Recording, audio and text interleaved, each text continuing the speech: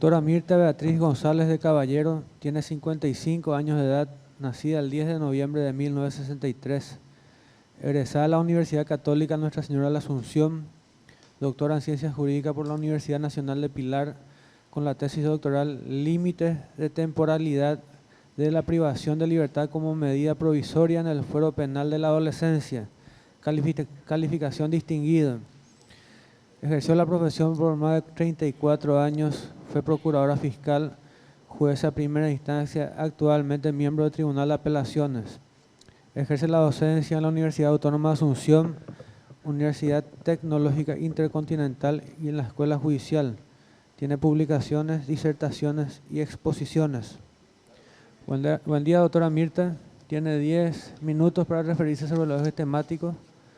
El funcionario Ignacio Cardoso estaría indicando el transcurso del tiempo con la carpeta amarilla y la carpeta colorada. Así también informarle que a través del Consejo de la Magistratura se resolvió la prohibición de la lectura directa de los ejes temáticos. Adelante. Muy buenos días, señor presidente del Consejo de la Magistratura y en su persona a los demás miembros de ese distinguido consejo dignamente por usted presidido. Muy buenos días a los connotados y connotadas juristas del Tribunal de Honor. Muy buenos días, queridos colegas, público en general, prensa, invitados especiales, señoras y señores.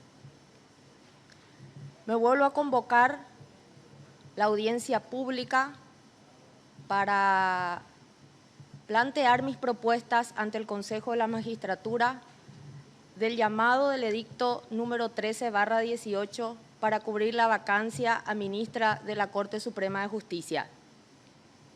En cuanto a los ejes temáticos, pondremos a consideración nuevamente el rol del Poder Judicial en un Estado de Derecho, la percepción acerca de la administración de justicia, su compromiso personal en caso de llegar a la Corte Suprema de Justicia. En cuanto al rol del Poder Judicial en un Estado de Derecho, ya el artículo 1 de la Constitución Nacional nos marca la forma del Estado de la República del Paraguay, considerando el Estado paraguayo en una forma de gobierno democrático, pluralista, y lo que hoy pretendemos con el Poder Judicial es que no solamente se inserte dentro de lo que hace a la aplicación de la ley propiamente dicha, sino que hoy día apostamos a que el Poder Judicial se abra a la comunidad y practique lo que en doctrina llamamos la humanización de la justicia. Atender los problemas sociales, atender las necesidades de los colectivos sociales más vulnerables, atender los derechos del niño, atender los derechos de los adultos mayores, de los pueblos originarios, de los discapacitados y hacer efectiva la tutela judicial establecida en los pactos internacionales ratificados por la República del Paraguay. También el Poder Judicial es custodio de la Constitución, la interpreta y la hace cumplir. Así es que esa es una responsabilidad y un monopolio que solo lo tiene el Poder Judicial. Desde ese ámbito podemos decir, respecto a la percepción acerca de la administración de justicia, que hoy en día el proceso de selección de miembros o ministros de la Corte Suprema de Justicia tiene un sentimiento común de toda la ciudadanía. Debe marcar un hito histórico, debe marcar un antes y después del Poder Judicial que hoy en día está a puertas de renovar o reemplazar 5 ministros de Corte. Hoy en día ya hemos hablado mucho de la morosidad, de la falta de transparencia que satura y pone en crisis a la actuación del Poder Judicial. Hoy en día abogamos entonces, y me permito reivindicar el rol de la mujer en el Poder Judicial, reivindicar la visión femenina, la sensibilidad que tiene la mujer en los temas que hacen a las personas de alta vulnerabilidad, como ya lo hemos dicho, problemas de niños, niñas, adolescentes, adultos mayores, pueblos indígenas, etcétera. La humanización y la visión que tiene la mujer es muy distinta y hoy tenemos que romper ese paradigma en donde se volvió la justicia lenta, burocrática y quizás con las disculpas de los integrantes del Consejo de la Magistratura, también machista. Hoy se impone tener y abogar por los derechos de la mujer, abogar por la trayectoria, desterrar la práctica de el favoritismo, desterrar las prácticas de falta de transparencia. Hoy en día la mujer es la que impone esa sapiencia, ese conocimiento, esa sensibilidad. Por ende, debemos reivindicar la presencia de una mujer en la Suprema Corte de Justicia del Paraguay. En mis años de trayectoria, justamente de 34 años, que ya lo vine exponiendo anteriormente, había dado bastante explicaciones sobre esa trayectoria, sobre mi compromiso asumido respecto a la honestidad, respecto al coraje, a la valentía que debe tener un candidato a ministro de la Corte Suprema de Justicia.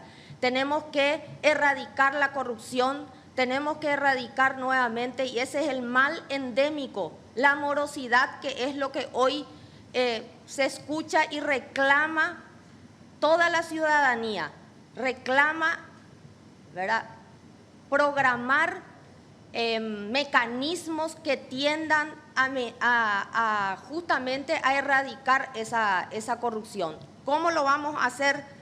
Pues estuve escuchando justamente que una de las preguntas que siempre hace los integrantes del Consejo es respecto al rol administrativo que le cabe cumplir también a los ministros de la Corte. Hoy en día es lo que se pone en tela de juicio, la dedicación que los ministros de Corte le ponen al ámbito administrativo y desconociendo o dejando de lado muchas veces la función jurisdiccional propiamente dicha. Eso es lo que le saca tiempo, le saca dedicación a los problemas justamente de los justiciables y hace que eso se convierta en una mora y en una justicia lenta y también, ¿por qué no decirlo?, apañando muchas veces la propia corrupción.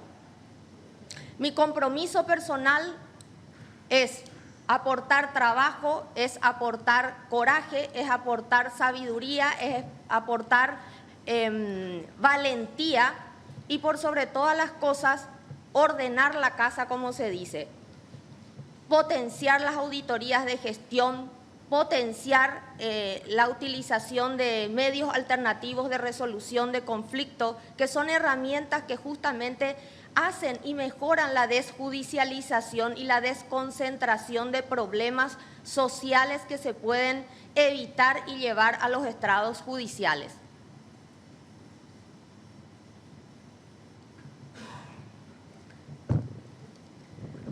Debemos trabajar con la prensa, debemos organizar debates académicos, debemos trabajar con los gremios de abogados a los efectos de poder diagramar justamente una justicia abierta, una justicia transparente y una justicia moderna y accesible a la comunidad. Transparente, justamente, ¿verdad? Estamos diciendo de que solamente esta transparencia ha llegado al fuero civil. Esta transparencia debe ser, o este uso de tecnologías debe abarcar a todos los fueros, debe abarcar incluso a todas las secretarías de las salas de la Corte Suprema.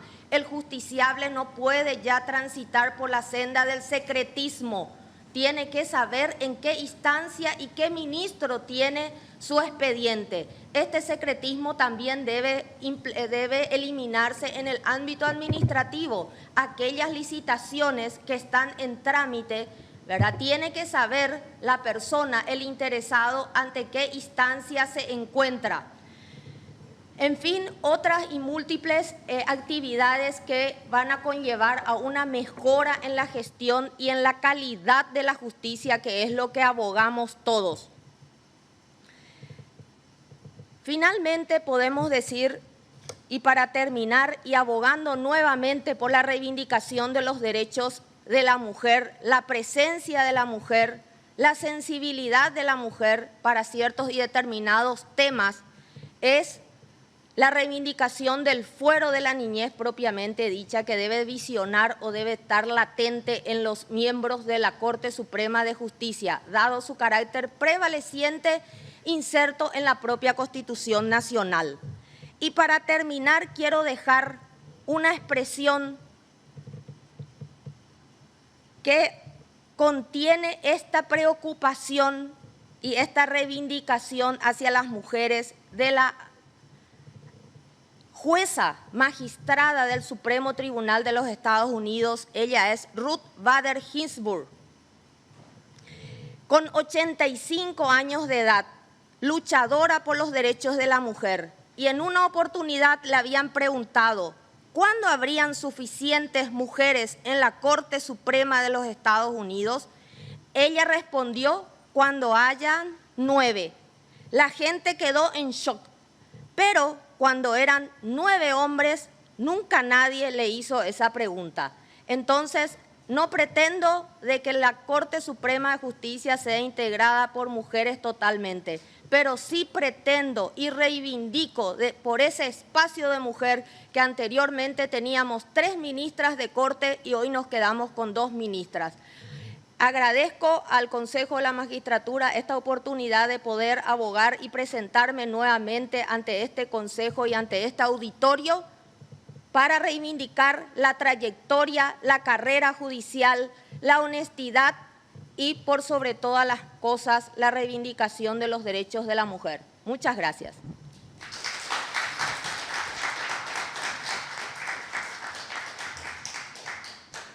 Muchas gracias, doctora. Tiene la palabra la doctora Amparo Samaniego, viuda de Pacielo.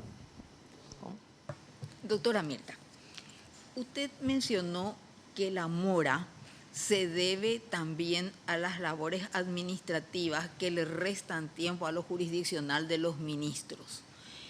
¿Qué opina usted sobre este proyecto de ley que se presentó en el Senado para la reforma judicial, donde pide incluso juicio político para los ministros que están en mora?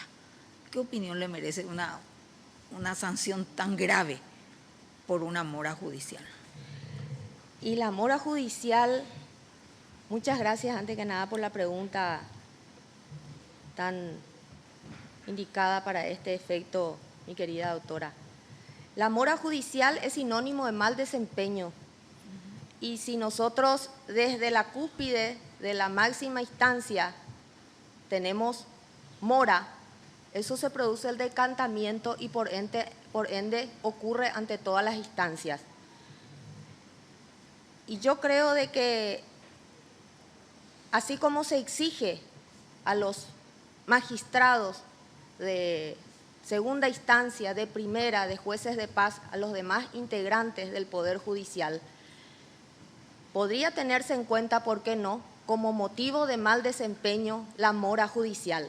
Pero esa mora judicial también no siempre es culpa de los integrantes del Poder Judicial. Esa mora judicial también en muchas ocasiones contribuyen también las partes. O sea que es un círculo vicioso que hay que investigar, que hay que fortalecer las auditorías de gestión y aplicar las sanciones correspondientes como para poder erradicar esa mora judicial. Muchas gracias, doctora. Muchas gracias, doctora. Tiene la palabra el doctor Sixto Volpe. Buen día, doctora. También, querido profesor. En la última parte de su alocución, usted se refirió a la reivindicación del fuero de la niñez. Si podría ampliarla, ¿en qué consistiría esa reivindicación? Bueno, en primer lugar, se funda justamente esa reivindicación en el artículo 54 de la Constitución Nacional, que le otorga un carácter prevaleciente a los derechos de la niñez. Y este carácter prevaleciente es transversal tanto en el ámbito jurisdiccional como en el administrativo. Hoy en día reivindicamos los derechos de la niñez Y hablando de niñez en el ámbito tanto de familia como penal adolescente, nosotros necesitamos y abogamos y reivindicamos la instalación de equipos multidisciplinarios que hoy los jueces de la niñez ya no pueden trabajar sin ellos. Debemos instalar en las 17 circunscripciones judiciales del país los equipos multidisciplinarios tanto para brindar servicio al juez de la niñez que tiene múltiples funciones, entre ellos adopción, entre ellos abuso sexual, entre ellos maltrato infantil y por ende, por ley, el artículo 194 del Código de la Niñez y la Adolescencia dice que el adolescente será responsable solo en cuanto se pueda demostrar esa madurez psicosocial. ¿Y cómo podemos demostrar esa madurez psicosocial? Solamente a través de equipos multidisciplinarios que hoy en día estamos en deficiencia, está como materia pendiente. Hoy en día los jueces de paz se ha modificado el Código de Organización Judicial y también ellos son jueces de paz de la niñez.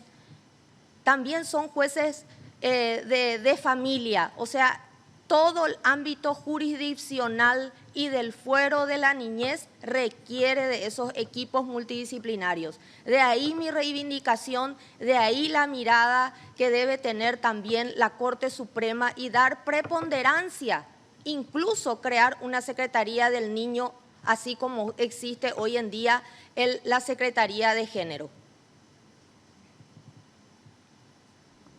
Muchas gracias, doctor. Tiene la palabra el doctor Adrián Salas Coronel.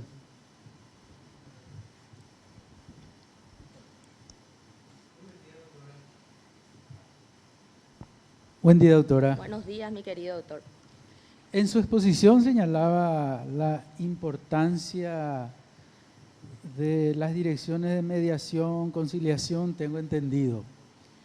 De llegar a la Corte, ¿qué medidas adoptaría para la implementación, profundizar, enfatizar esa figura? Porque entendemos de que se puede descongestionar mucho el sistema de justicia y eso implicaría también reducir la mora.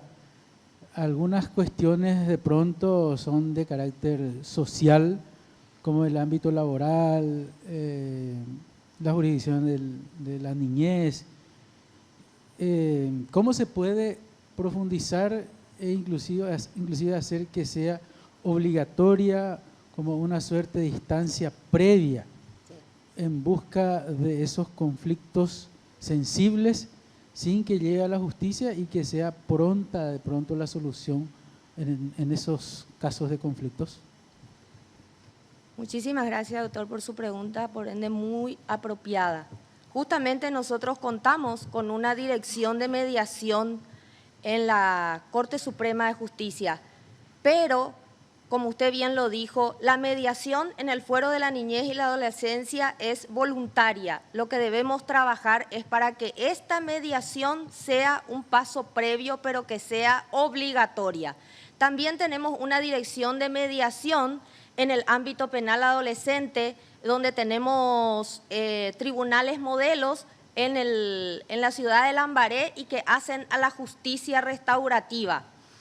En fin, nosotros pretendemos que esos medios alternativos de resolución de conflictos cumplan ese objetivo, esa misión, esa mirada de poder desjudicializar ciertos y determinados temas que pueden realmente ya solucionarse en otro ámbito. Así, por ejemplo, nos vamos nuevamente con la modificación del Código de Organización Judicial. Hoy el juez de paz es competente para ratificar los acuerdos homologatorios. Ellos son las primeras puertas de acceso. El primer socorro del justiciable son los jueces de paz. Y hoy se le ha brindado amplias facultades y competencias a través de la modificación del Código de Organización Judicial y no contamos con las herramientas necesarias, ni mucho menos del presupuesto necesario para poder echar mano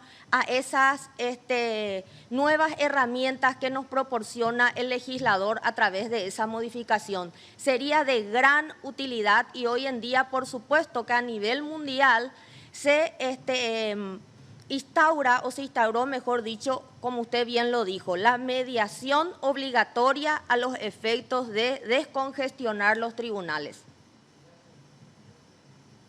Muchas gracias, doctor. Tiene la palabra el senador nacional Juan Bartolomé Ramírez.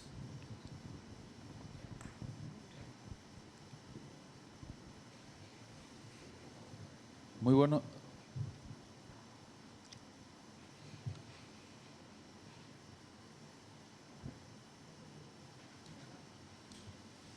Buen día, doctora. Buen día. Buenos días a los miembros del Tribunal de Honor, a los colegas y en especial a los ciudadanos y ciudadanas que están hoy en esta audiencia pública. Si me permite, doctora, estuve consultando a la mayoría de los colegas postulantes que estuvieron en esta audiencia pública, una preocupación que hace a nuestro trabajo desde el seno del Parlamento, la interpretación de las intervenciones de municipios y gobiernos departamentales. Como bien sabido, la Constitución Nacional le da un raigambre constitucional a la Contraloría y hace de esta institución la única institución encargada del custodio e investigación de las finanzas públicas del Estado. También así en el control de las instituciones que poseen transferencia y eradio. En ese sentido, la Corte atendió pedidos de muchas instituciones del Estado, inclusive de la propia Corte Suprema de Justicia, que plantea la inconstitucionalidad al artículo del control específico de la Contraloría en estas instituciones y ha delegado esa función al Tribunal de Cuentas. Cuando se plantea un pedido de intervención a los municipios, y estos municipios están siendo juzgados por el Tribunal de Cuentas, se encuentra el legislador con una instancia, en este caso la Cámara que hace ese trabajo es la Cámara de Diputados, en la cual yo ya estuve en otros periodos, pero las causales de la intervención hablan de la mayoría absoluta de los miembros y en caso de no haber mayoría, de que la intervención tiene que ser con un previo dictamen de la Contraloría. Ese dictamen no existe en el Tribunal de Cuentas. Entonces, eso genera una confusión como la propia interpretación de esas acciones de inconstitucionalidad que es mi consulta. ¿Usted cree de que la Corte debe seguir dando esas medidas a las instituciones que solicitan inconstitucionalidad para que el control constitucional de esta institución sea ejercido en las instituciones recurrentes? Bueno, en primer lugar, esas acciones de inconstitucionalidad planteadas no son erga omnes, habría que analizar para cada caso, pero de todos modos siempre hay una discusión si es que la Contraloría tiene competencia como para pretender juzgar o intervenir en esas cuestiones propiamente dichas. Y por supuesto que una de las competencias del Tribunal de Cuentas es juzgar toda la gestión administrativa realizada por, como usted bien lo dijo, ¿verdad?, por cada municipio. Lo que sí, lo que se opone la Corte Suprema es de repente a que pueda intervenir la Contraloría. Entonces, nosotros consideramos que ese dictamen de la Contraloría es vital y en mi caso particular sería una herramienta muy importante como para poder determinar la situación dada la intervención solicitada por la Cámara de Diputados. Así es que esas inconstitucionalidades reflejan justamente cuestiones que se producen entre las partes y que para cada situación sería interesante analizar y ver si es que se adecua o no a la Constitución Nacional. Muchas gracias, doctora. Tiene la palabra el doctor Carlos Raúl Cabrera. Buenos días, doctora. Buenos días. Gracias, presidente. Atendiendo a su tesis, doctora, ¿cuáles serían los límites de temporalidad de la privación de libertad como medida provisoria en el fuero penal de la adolescencia? Bueno, el fuero penal de la adolescencia es un proceso flexible, es un proceso especial y es un proceso en virtud del cual aplica complementariamente tanto el Código Penal como el Código Procesal Penal.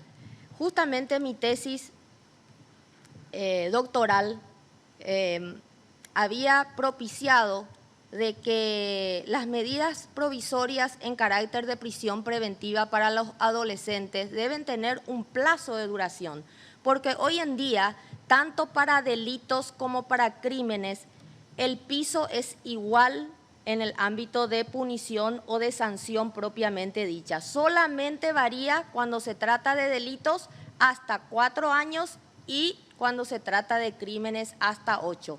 Tomando en consideración que el plazo para investigar de la Fiscalía es de 6 meses y ese adolescente ya estuvo privado de libertad en calidad de provisoria, hay una pena anticipada y se han conculcado todas las garantías del debido proceso. Entonces, desde mi perspectiva, consideré yo de que, como refrenda Lejes, era propiciar de que ese plazo sea hasta 90 días y que eventualmente el fiscal solicite una ampliación de ese plazo, porque hoy en día hay criterios diferentes en el sentido de otorgar o no por vía de habeas corpus por haber sobrepasado en exceso la medida provisoria de privación de libertad del adolescente. Se han dado casos en que sí han salido porque por mandato constitucional ya han superado la pena mínima y en otros casos se han rechazado esos habeas corpus.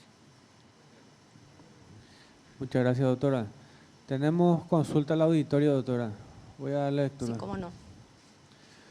¿Cómo resolverían la mora judicial en el fuero de la niñez, juzgados de paz? Y justamente es lo que estábamos hablando. El juzgado de paz hoy en día cuenta con una amplia competencia dada la modificación de la ley 879. Tienen competencia en el fuero de la niñez, tienen competencia en desalojo, tienen competencia en prescripción adquisitiva, en cuestiones civiles, en cuestiones laborales. Se han ya desarrollado múltiples cursos de capacitación, tanto a nivel de asociación de magistrados, asociación de magistradas. Nuestra presidenta está presente, le agradezco su presencia, doctora Margarita León.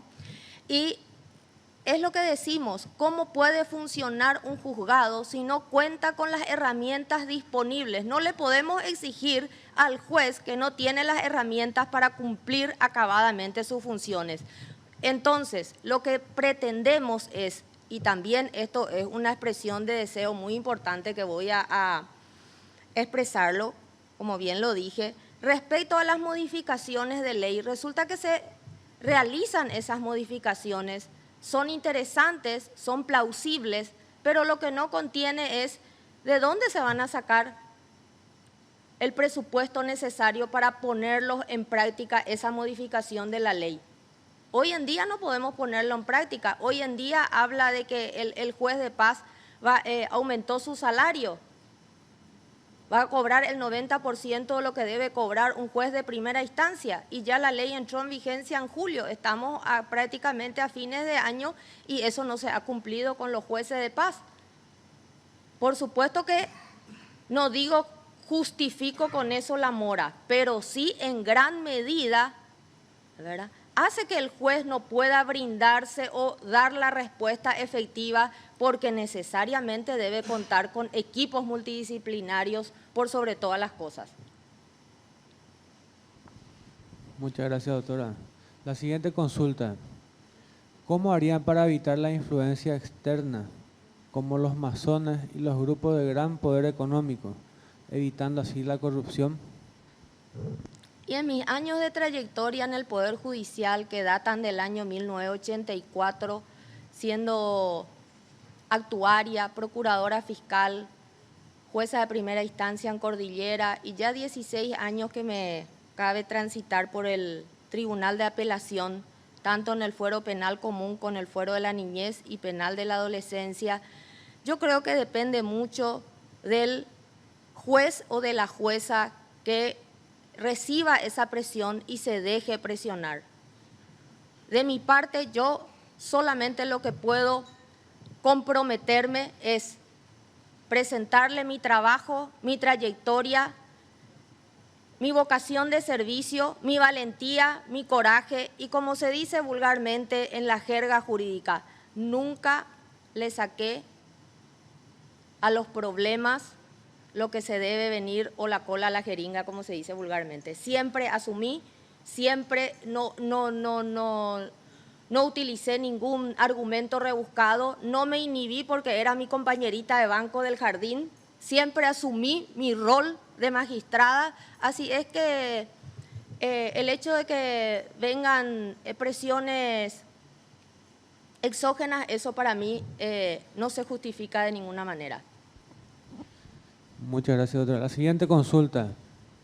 ¿Qué medios eficaces implementaría para la protección de víctimas de violencia, ya que cuando se denuncia están más expuestas?